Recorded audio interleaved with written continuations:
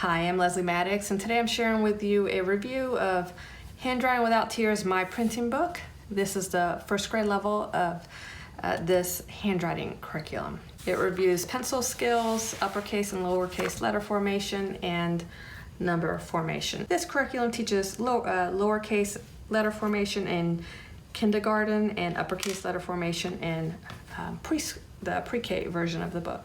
So first grade is about reviewing that. There are a lot of opportunities to color, a lot of cute little drawings. So if your student loves to color, then that can be a delightful aspect of this handwriting workbook for them. Coloring really helps, especially the young kids, to develop their fine motor skills and to strengthen their hands, and more practice with using the proper pencil grip. So that's purposeful as far as this goes. My son, that's not something that he loves to do. Sometimes he does, sometimes he doesn't, but in general for this book all he wanted to do was do the actual letter formation, so that was fine with me. That's not something I pushed. There are also some writing activities, as you'll see in the sidebar. So this curriculum incorporates more language arts concepts into it, like rhymes, punctuations, poems, paragraph writing, abbreviation. So there are some additional learning in this workbook, but I would say that the focus is practicing letter formation, not these writing activities. And as far as letter formation goes, it's taught in a developmental order rather than an alphabetical order. So if it looks like, why are they jumping around to different letters instead of just doing A, B, C? That's why. So for example, here you have the magic C letters, and the magic C letters are letters that begin by forming a C, and then you continue the letter formation to create a new letter.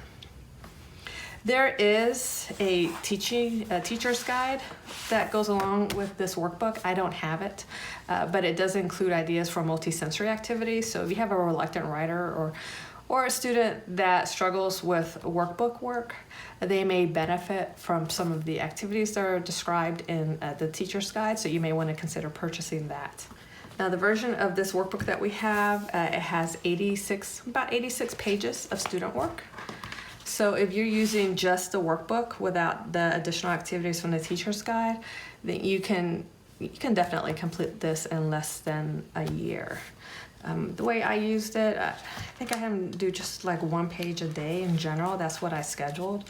So like even on these days where he's practicing how to make the lowercase s, and then adding an s to words to make them plural on this page. I could schedule this to do both pages in 1 day, but usually I just scheduled 1 page a day, and often he did more than that. He likes workbook work, so he'd move on, and depending on what was going on, he might do several pages. And well, I sometimes discourage that because I feel like consistent practice is better than doing a lot of practice 1 day and then not doing any. With him being in first grade, and I knew I could get more handwriting practice in other ways, I usually allowed that. As far as teacher prep goes, as you can see, it's really just open and go. As long as you have a pencil appropriate for your student to use, and some colored pencils or crayons if they want to color, you should be able to just open up and read what's on the page and go on from there. But if you plan to use the teacher's guide and want to incorporate some of those multisensory activities, then you're going to want to spend some time with that and kind of plan that out.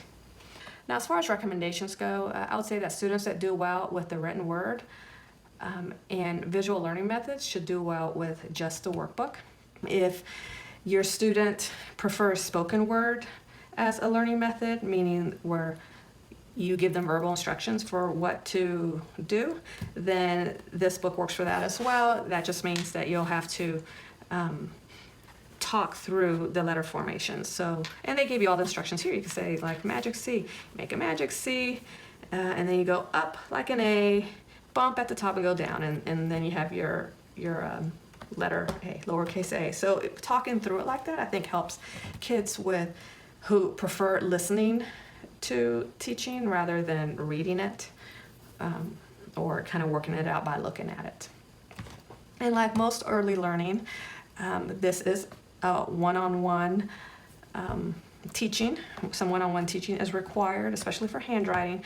I feel like it's very important for a first grader to watch them form the letters, and I'd be pretty picky with my little ones, saying, do not work on that until I am with you so I can watch you, so that I can correct any mistakes that they're making, because while it's very easy to create a bad habit, it's very difficult to break a bad habit.